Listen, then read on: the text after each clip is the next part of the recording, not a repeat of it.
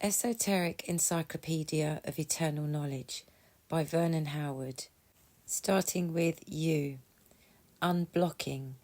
A man fell heir to some property near the seashore. He wandered for a while in quiet enjoyment of his land, then decided to stroll down to the ocean. With pleasant anticipation of sighting waves and sands, he followed the downward path. He came to a sudden halt as a tall wall blocked his path. With disappointment, he reflected to himself, "Someone does not want me to trespass on his property. Well, it is his wall. There is nothing I can do." Over the days, he felt a mounting urge to have direct access to the sea. He made up his mind to locate the owner of the frustrating wall.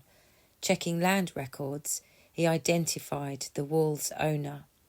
He then knew who blocked his path and who could therefore open the way. The wall was on his own property. We block our own path. We can unblock ourselves. Uncertainty. Only by passing all the way through uncertainty do we come to final assurance. A woman may think, marriage will confer happiness. A man reasons, financial success will bring security. Both make the same mistake, not realizing it. Their personal certainties are false. Both have taken exciting assumptions as final facts. Sooner or later, each will sadly discover that marriage does not deliver happiness, that money does not provide inner safety. What must we do? We must have no ideas whatever about the attraction of happiness and security. We must see the difference between an assumption about happiness and happiness itself. In other words, we must enter uncertainty and remain there, not minding any temporary nervousness it causes. It helps to remember that true happiness resides above all mere ideas about happiness. So stand on uncertain ground. Remain there. Something immense will happen. Unconscious reactions. A teacher told his class, "You do not as yet fully understand what it means to be a psychological slave. This will be corrected this evening by discussing a specific instance. The daily reactions of most men and women are mechanical and unconscious.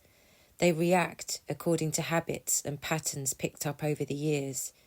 It is no different from the response of a machine. Push a certain button and the machine jumps into its usual reaction. It cannot do otherwise. Accuse a man of having a hostile nature, and what does he do? He proves it with a hostile denial. Since most people never notice this kind of psychological slavery, they are quite sure it does not include them." The teacher paused a moment, then said, "Everything you have just heard is good news. Please tell me why." A student volunteered, "Because self-questioning is a giant step towards self-freedom." Uniqueness. Are unawakened men and women really different from each other? Is anyone really unique or outstanding? Not from the only right viewpoint, the viewpoint of reality.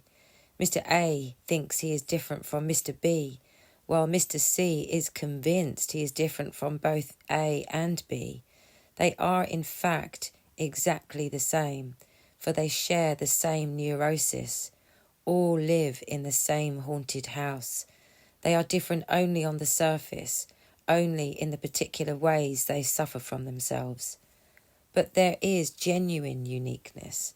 This is seen and experienced by those who have transcended the false belief in a separate self.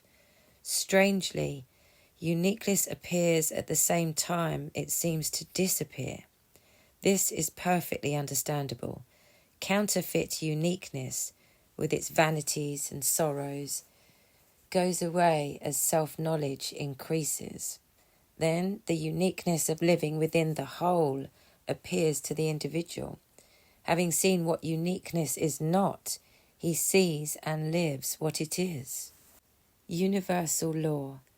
When a person chooses to act in a certain way, he must shoulder the punishing consequences of that action. The distressed person may insist that another carry or share his burden, but it cannot be done. The individual who insists upon wandering in the desert is the person who must come back. No one can come back for him. People sense the truth of this universal law, but try to push it away. They demand immunity from the law of cause and effect. That is like demanding that a dropped rock should fall upwards. The law of cause and effect cannot be broken, but it can be transcended through self-insight. A man must see how his action arouses a reaction on the same level. Hostility provokes hostility. A wish to take advantage of others will arouse their wish to take advantage in return. End the action, and the reaction ends. Unlimited capacities. There are two things which are unlimited: a man's capacity for self-knowledge and his capacity for self-deception. A student asked his teacher, "When will I be different?" When you can see the difference between living consciously and living unconsciously while dreaming that you are living consciously. I want to see the difference. How badly do you want it? Everything depends upon that. See the difference and you will live the difference. The seeing is the living itself. No one can reach a destination which he does not want to reach. No one can understand a truth he does not want to hear. Anyone can possess that which his deeper nature wants to possess. Anyone can have everything that is truly valuable. Unnatural responses. A soldier volunteered to infiltrate several enemy armies as a spy. Since each foreign army had a different kind of salute, he had to strain to remember each one on each occasion. Exposure could result from a wrong salute. So wherever he travelled in enemy country, he trembled with fear at the very thought of a wrong reaction. Only when returning home did his nervousness end. That is how most people suffer through their days. Feeling threatened by a foreign land, they acquire unnatural responses which they hope will somehow provide protection. But every challenge is a new tension, for exposure could follow a mistake. That is not living at all. That is agonizing, and that is why you are adventuring inwardly. Unnecessary thoughts. Become increasingly aware of unnecessary thoughts. Interrupt habitual mental movements as often as possible during the day in order to examine them. The very interruption allows clear judgment of the nature of passing thoughts. It is like getting out of your car in order to inspect faulty parts. A profound awareness of how unnecessary thoughts subtract from us is enough to end them. If you know the nature of salt water, you do not pour it into a fishbowl requiring fresh water. It is good to find your own examples of useless ideas. One person might become conscious of maddening repetitions. Another might see how he is dominated by the desire to be noticed. Necessary thoughts are those which contribute in some way to psychological health. Keep this in mind, then regularly dismiss all other kinds of thoughts. Unreal roles. Angry anguish can be traced back to one cause. It is our inability to succeed in our starring roles in our self-built theatre.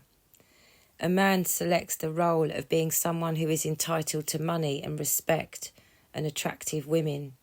His stage identity is labelled, "I am a person who is owed money and respect and women." But his role is not real. It is not in accord with universal cosmic action in which there are no individual stars with special rights. Angry anguish. That is all his performance will ever attract. Universal life simply will not follow the script he tries to force upon it. Equally bad, dozens of other tense actors leap on stage to demand the starring role he has claimed for himself. Even if his performance seems applauded one night, he dreads an empty theatre the next night. No role, no angry anguish. Neither is necessary. Unwanted habits. Lewis said, I don't understand. You say we must become clearly aware of an unwanted habit, but you also say we must not give attention to a habit, for that strengthens it. You must first make a habit conscious, which means to see clearly how it has captured you. Do that, then give it no more attention. Habits exist on the level of mechanical thought. See this.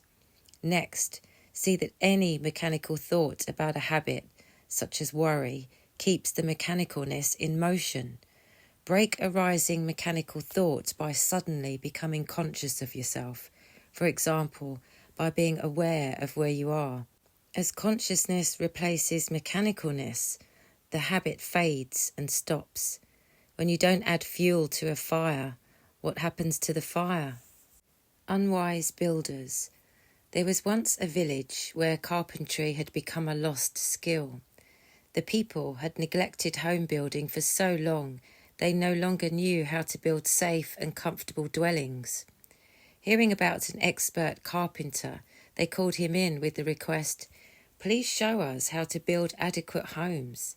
He agreed to build a model home to serve as their example. After a few days, the carpenter noticed a change in the attitude of the people towards him. Their former humility and cooperation had turned into sarcasm and criticism.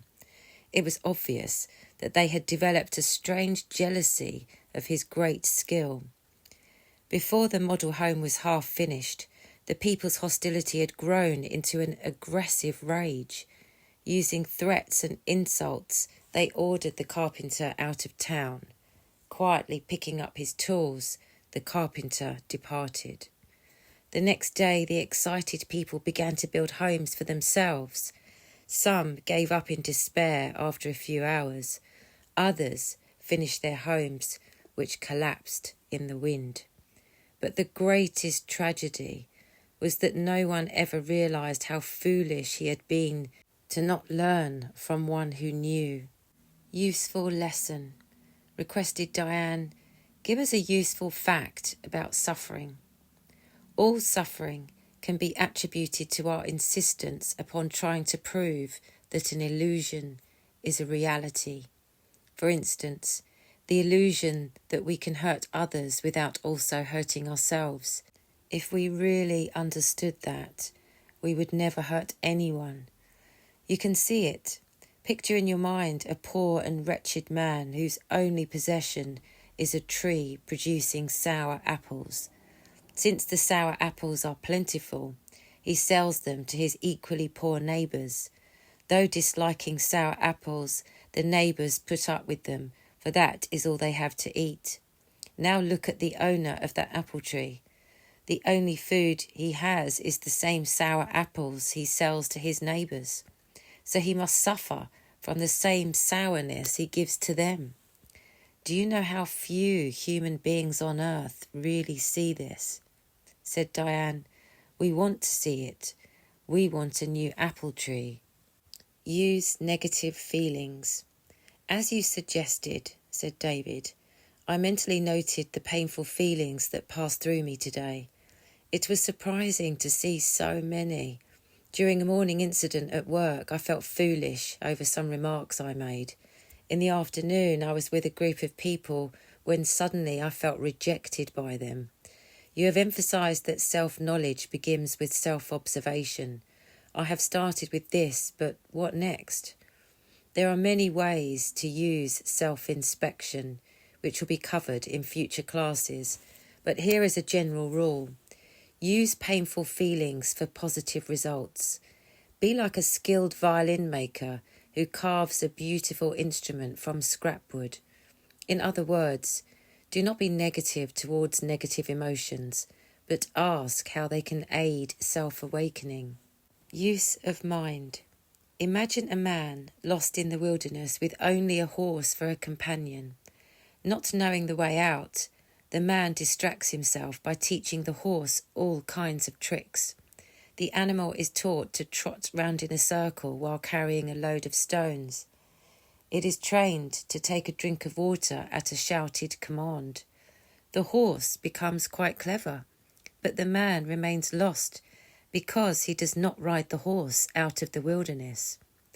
Man remains in life wilderness because he fails to let his mind carry him out.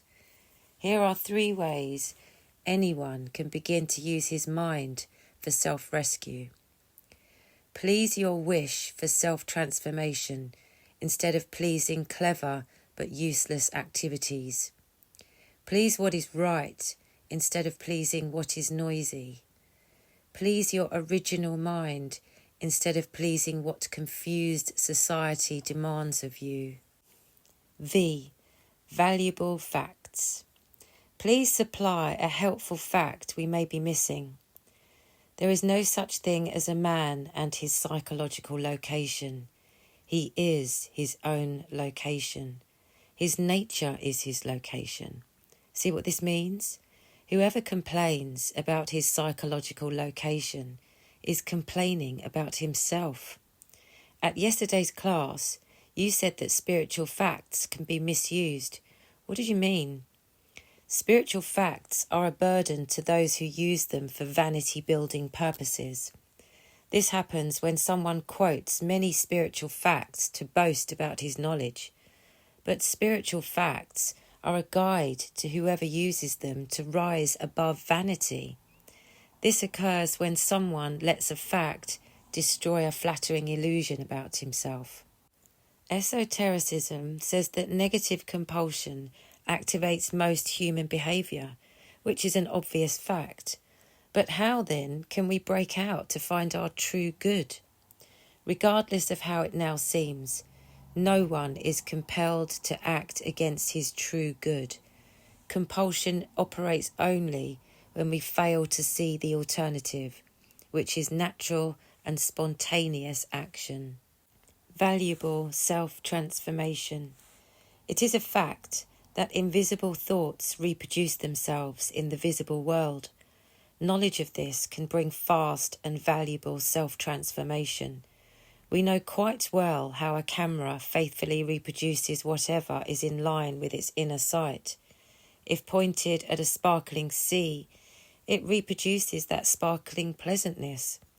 If aimed towards a field of weeds, it reveals the actual condition of that field. See the same reproductive process at work in your mind, and remember, it is what you really think that duplicates itself in the exterior world, not what you assume you think. You are what you see. You can see as much new and sparkling pleasantness as you really want to see. Valueless thoughts. Said a teacher to some inquirers, if your usual ways of thinking and acting have done nothing for you, why continue with them? May I tell you the 2 reasons why you cling to useless thoughts? First, you do not know there is another way to think and act. Never having explored the higher regions of your own mind, another way does not exist to you. So from your present viewpoint, it seems perfectly logical for you to decline an investigation. Why search, you reason, for something that does not exist? It exists all right, but not for you at present. Continued the teacher, what I will say next may sound a bit severe, but we are not here to hurt anyone, but to learn. The second reason you cling to valueless thoughts is because you prefer to protect your delusions instead of exposing and ending them. You fear that the new will end the old, but that is precisely what must happen if you are to find yourself. Values. What do you consider valuable? The answer to that question tells a lot about the person answering. Today, listen carefully to what your friends and relatives talk about. You will soon see what they value. Is it really valuable? There are man-made values, and there are cosmic values. The less the man-made, the more the cosmic. So now we know how to become cosmically wealthy. We must recognise and drop human values. An earnest person can tell the difference between true and false values by asking himself, how do I feel towards my own company? Am I at ease with myself, or am I nervous? If I had to depend only upon myself for making my way through this world, could I do it? Would I have a quiet confidence towards success? These questions are enlightening because a man does not possess values. Rather, he is his values. His entire nature consists of whatever he values at any particular moment. So as values become richer, so does the man, for they are the same thing. Verify for yourself. The golden thread of esoteric truth runs through various religions and philosophies. However, it has been covered over by man-made organisations and superstitions. So verify everything for yourself. Suppose you are part of an audience hearing a sermon or lecture. The speaker declares, "Your mind is a king, let it rule." Esoterically, that is true.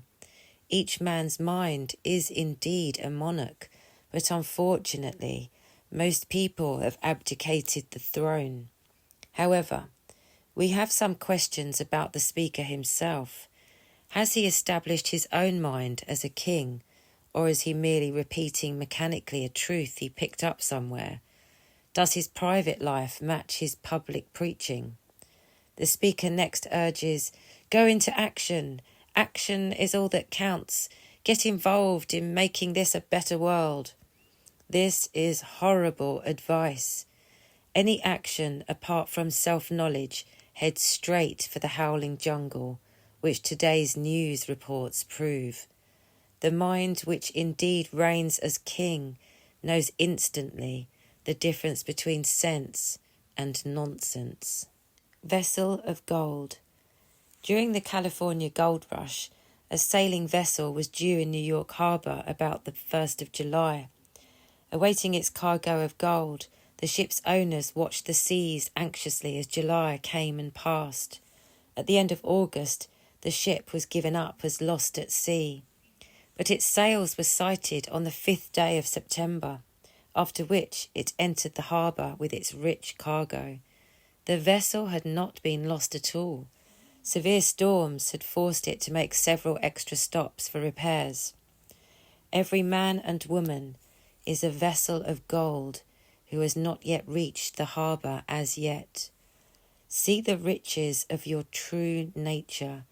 The reason you are never really denied anything is because you can never be denied your own cosmic self. At the start, a man wonders, how can this be true? With the advance of psychic maturity, he affirms, I see how this is true in a way I never saw before. Vibrations. Conquest of your own negative emotions guarantees conquest of the negative states of others. When their frenzied vibrations do not arouse similar vibrations in you, conquest is complete. Instead of having negative reactions to others, you simply see before you frightened and reckless people who know no other way to behave. See how self-conquest ensures other conquest. Having won over yourself, you do not think about winning over others or about losing them. Having won the supreme victory within, you are above these opposites. You now see something very clearly. You see that the other man's negative state was never ever your problem. The only difficulty was your own negative response to it. After all, you cannot feel his storm. You can only feel your own. Cut the invisible rod between you and others. Then you will not vibrate to their wrong behaviour. Victory in defeat. Explorers tried for hundreds of years to find the source of the White Nile by travelling upstream from Egypt. Hostile tribes, papyrus swamps, and the fierce heat of the desert combined to defeat the invasions. Later explorers decided to attack from an entirely new direction, which would avoid the usual obstacles. Launching their expedition from the east coast of Africa, they marched inland. The new route led them to the source of the White Nile, Lake Victoria. To find ourselves, we must strike out in an entirely new direction. The usual ways, with their false comfort, must be seen as self-defeating and therefore useless. Defeat of our present ways is the best thing that could happen to us, providing it turns us towards a way we have not considered before. View of liberty. Mr. and Mrs. B called to have a general discussion. At one point, Mr. B stated, "We feel dominated by fear, but do not know what to do with it. See consciously what you now fear unconsciously. Consciousness and fear cannot exist together. So now you must understand what it means to see something consciously. It starts, as does all liberty, with self-viewing. Look inwards. See something you hesitate to see. For example, you may fear the ending of a certain pleasure at present possessed. You can then go on to view something that millions of human beings never see. You can see why you fear its ending. It is because you wrongly associate the pleasure with your self-identity. That is, you take the feeling as being your actual nature, which it is not. So what you really fear is the ending of yourself. Now the door opens wider. You see that the very ending of false ideas about yourself is what you really want, for it also ends fear. Viewpoint. An inquirer insisted to a teacher of the path, "I am right. From whose viewpoint are you right? From my own viewpoint. What if that viewpoint is wrong? But what if it's right? Honestly now, are you content? No. Then your viewpoint must be wrong. How come? Because your viewpoint determines your feelings. Perhaps. On what condition would you change your viewpoint? On the condition that it delivered contentment. Then what are you waiting for?" Visitor.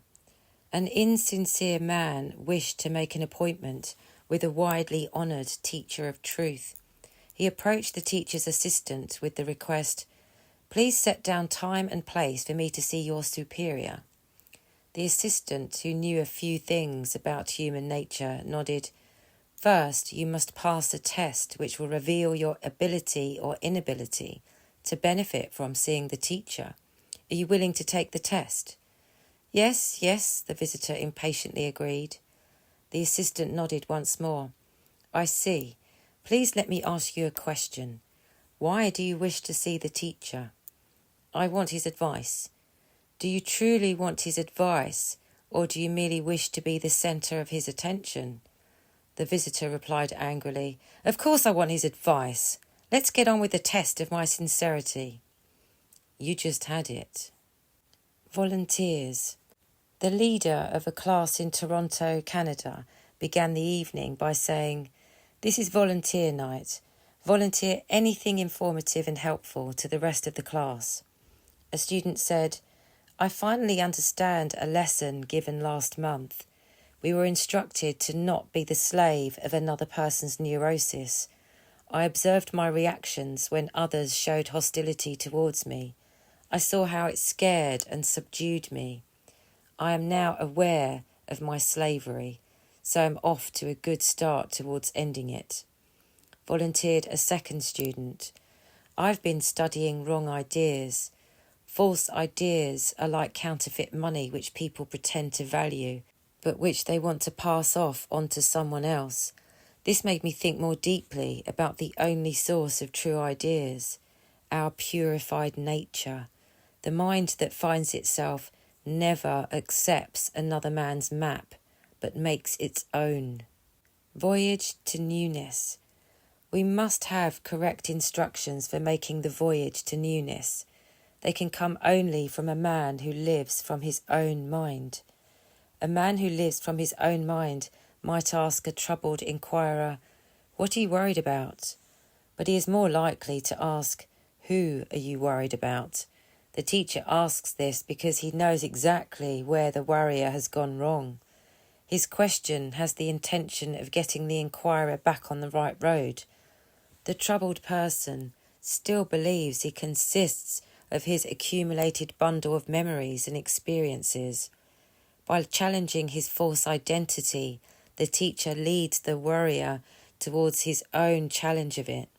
The time will come when the self-investigator sees that worry continues because the false self-picture continues.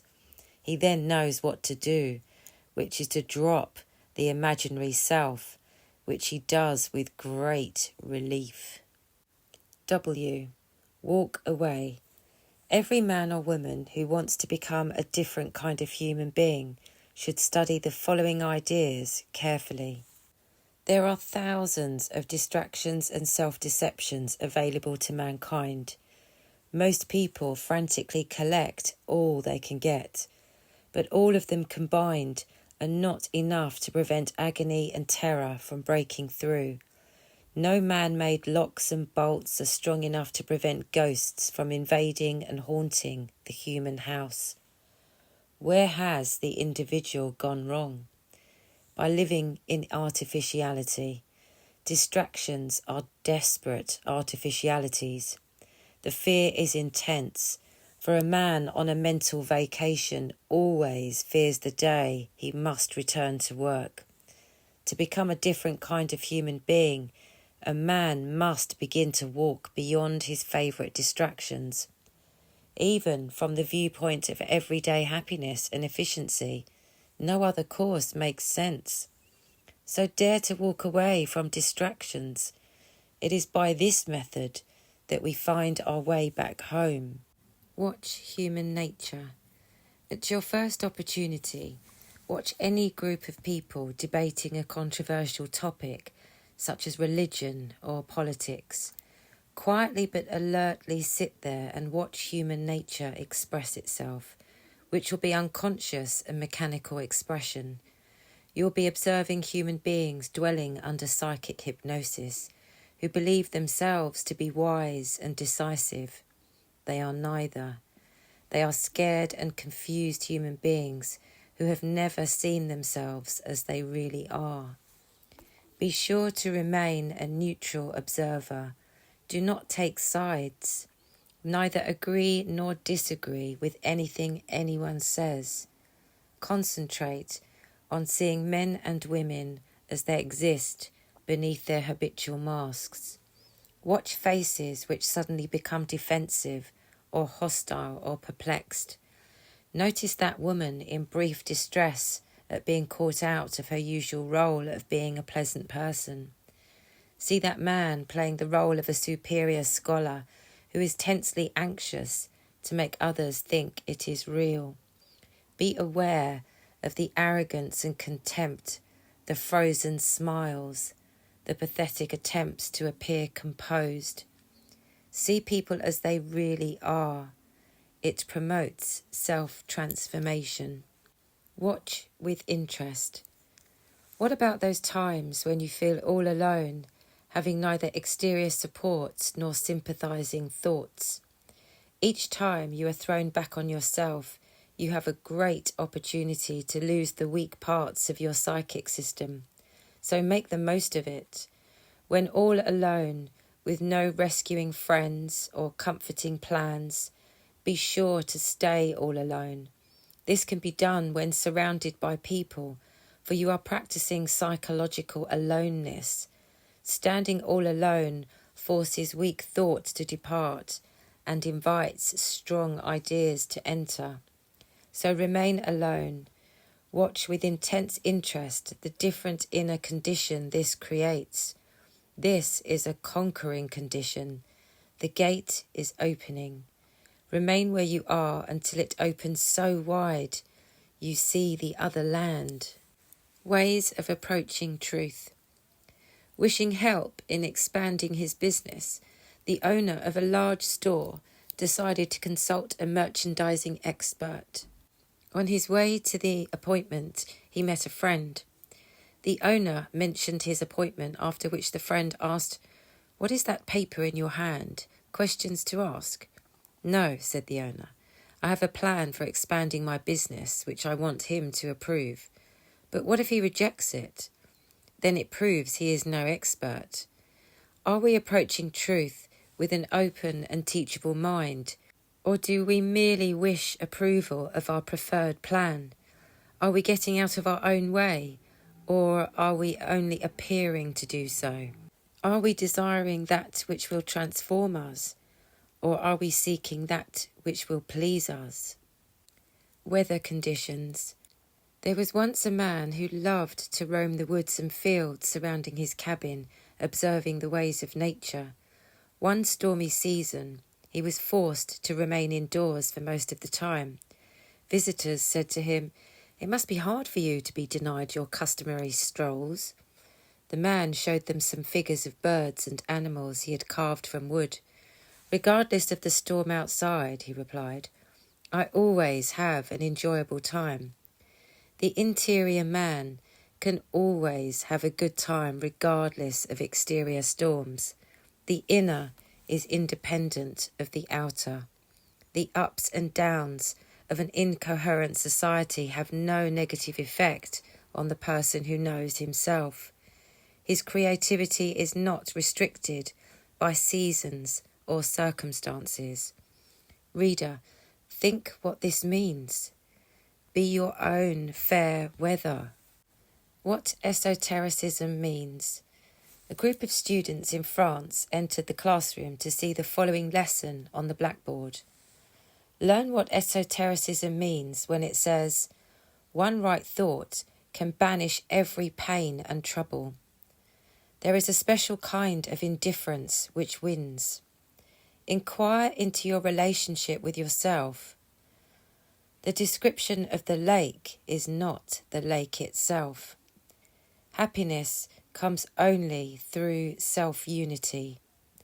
Change arising from habitual thought is no change at all. Be attentive to everything you think and do. There is a place of silence between two thoughts. Think of the present moment as your great treasure. Refuse the false pleasure of fiery feelings. Do not permit conditioned thought to distort events. Take your mind beyond its traditional boundaries. What others think. The attitudes that others have towards us have no power to hurt or influence us. The damage occurs through our incorrect thinking towards their thinking. One man was disturbed by believing that several friends criticised him behind his back. Whether they actually did or not is beside the point. The only point is his agitated reaction towards his own assumption. His disturbance appeared to throw out a chain which bound him to the others. The others had nothing to do with the chain. It was his own idea. What he must do, finally, is to simply have no concern with what others think of him. Achievement can come by replacing his fictitious self with his natural self. Nature is blissfully unconcerned. What to do? Wilbur admitted, "I don't know what to do with myself. Should I move to another city or stay where I am? Should I buy a certain item or do without it? Should I enter a particular human relationship or stay clear? Why is life so difficult?" Nothing is difficult once you end the notion that exterior results should match your inner desires. You desire a certain result while wrongly believing it will provide fulfillment or security. So the yearning for this result becomes a false god. You never noticed that gaining previous false gods left you just as shaky as ever. It just pushed tension out of sight for a short time. Do not love the thrill of winning what you want, and do not love the frustration of losing. Both are false thrills. This is, by the way, the basic problem of compulsive gamblers. Have no concern when results fail to match your desires. You will then know what to do with yourself every second. What you possess. A business firm hired some efficiency experts to speed up the company's operations. When the plan was finally set in motion, a superior noticed an employee who ignored it. When questioned about it, the employee apologised. "Sorry, but my work had to be done at once." You have a way of doing things which is far superior to anything devised by society. Find it. Here are some clues. A man can behave from the pressures of external authority, or he can act out of his own free and unified nature. The trouble is, few people know the difference in the two. The only ones who know are those living from their own free nature. They are the self-efficient ones. What do we possess? Whatever we have given ourselves, for happiness or grief. No outside agency can give or take anything. So it is a wise man or woman who inquires, up to now, what have I given myself? When no one cares. Esoteric science knows the real answer. The real answer is the only answer. Suppose you feel that no one, either human or divine, cares for you. No one cares how you feel, and no one cares what happens to you. This is the gnawing fear of almost everyone, admitted or not. You will say, this is a terrible agony. Well, it is, but only because you do not see something utterly fantastic. What if you saw that there is no one in existence who needs to be cared for? That is a fact, for no one exists as a labelled self who needs someone to care for him. There is no you and comfort, no you and God. There is no self apart from the whole. See this, and the whole agony of wanting someone to care for you collapses. You should know that very few human beings ever travel this far into the world of fantastic perception, but you can enter it. Where true wisdom starts. What are you trying to change? A troublesome condition in the home? Another person's attitude towards you? A problem concerned with sex? Never try to change anything except the way you think. That is the entire solution, so stick with it from now on. If you wander from it, come back again and again. Never mind if the idea is not clear to you as yet. The very awareness of your uncertainty is the start of true wisdom. Blocked by vanity, the majority of human beings do not know that they do not know. But you are successfully breaking through the trapdoor over your head. You understand that you do not understand. Stay on that course. Find other places where you misunderstand. Your awareness of them is a special kind of light. That light changes the way you think, after which you will understand, after which you will be a different kind of human being. Where virtue exists. When you are about to speak to someone about finances or dinner or gardening, you should use memory to prepare your conversation in advance.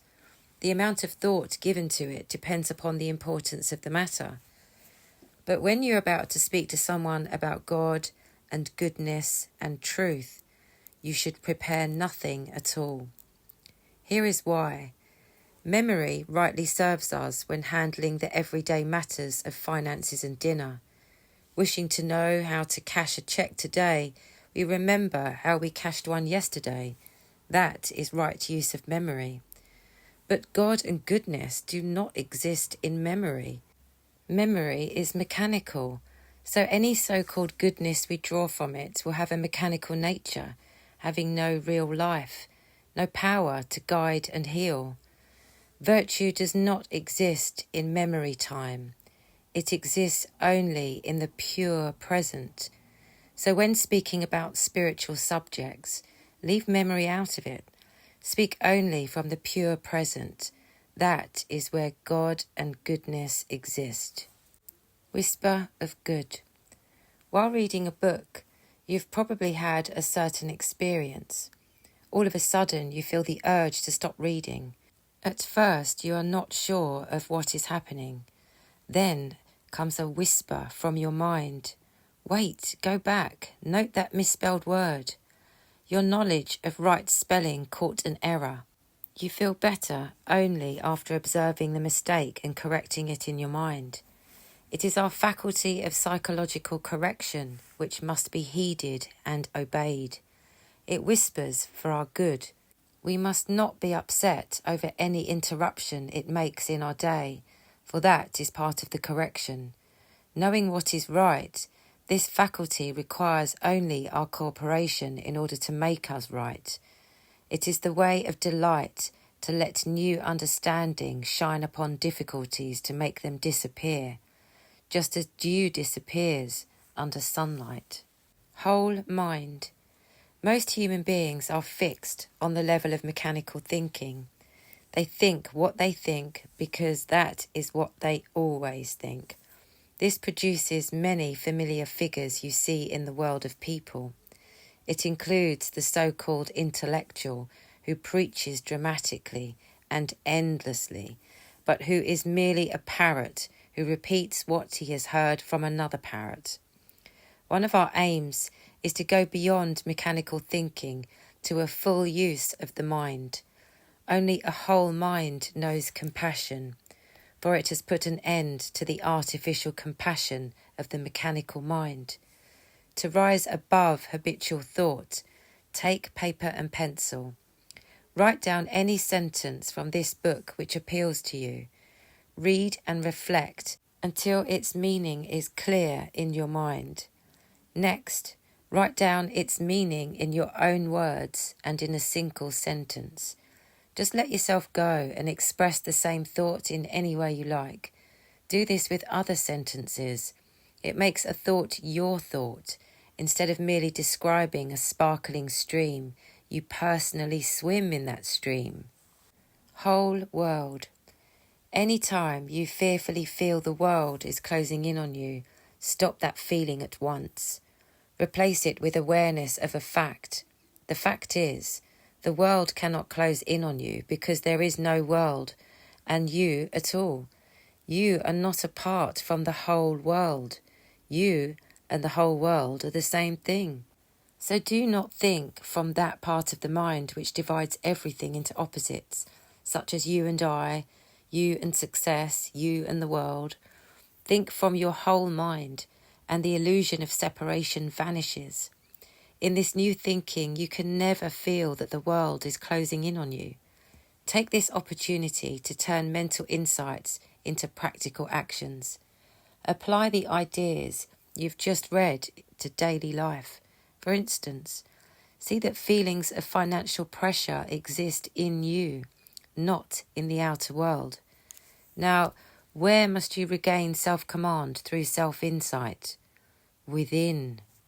Willingness. In class one evening, Mr. and Mrs. J spoke about their progress. Mr. J began, "Here is something we've learned about ourselves and others. A person's unwillingness to listen to what he must hear will be equalled by his distress. The unhappier the person, the less will he listen to what could save him. His very anxiety refuses the medicine. A man might have the surface appearance of being interested in the rescuing facts, but his secret negativities have no intention of being dismissed from their dark thrones." Mrs. J continued, "All this can be restated from the positive viewpoint. A person's cosmic health will occupy the same level as his willingness to listen to facts which upset his cherished but mistaken ways. So there is just one kind of individual who really goes places. He is the one who is open to esotericism as the shore is open to the sea. Win greater self-reliance." Commented a member of a study group. "One fact about society is quite clear to me. It cannot really change or uplift anything. It is captured by self-deception, like a flock of sheep solemnly teaching each other how to fly like birds. To do, we must be. When seeking guidance in daily difficulties, do you ever ask why you consult this or that authority? A man had a broken clock which he wanted repaired. A friend directed him to someone having a reputation as an expert repairman. Later, the two friends met again. "Did you get him to repair your clock?" came the question. "No." "Why not?" "I noticed his own clock on the wall. It told the wrong time." Remind yourself often of the power of self-reliance. We claim the apples by working in our own orchard. Self-reliance increases with self-knowledge. Winning words. Words and phrases can express victorious attitudes. Make the following 12 winners your own. From now on, I will work for my true interests. Walking in circles is not for me. I will hear what parts of me do not want to hear. Something needs correction. I will not argue with what is true and right. No more borrowed beliefs. I intend to go all the way. Psychological storms, rightly used, teach wisdom. I have been asleep long enough. Every new second is a new start. Even though timid, I will take the leap. Tell me more. Wise captain. Imagine a small boat adrift in a vast sea. Huddled in it are several survivors of a shipwreck. Quite naturally, all of them are eager to reach the safety of shore. However, only one of them really knows how to navigate the boat towards land.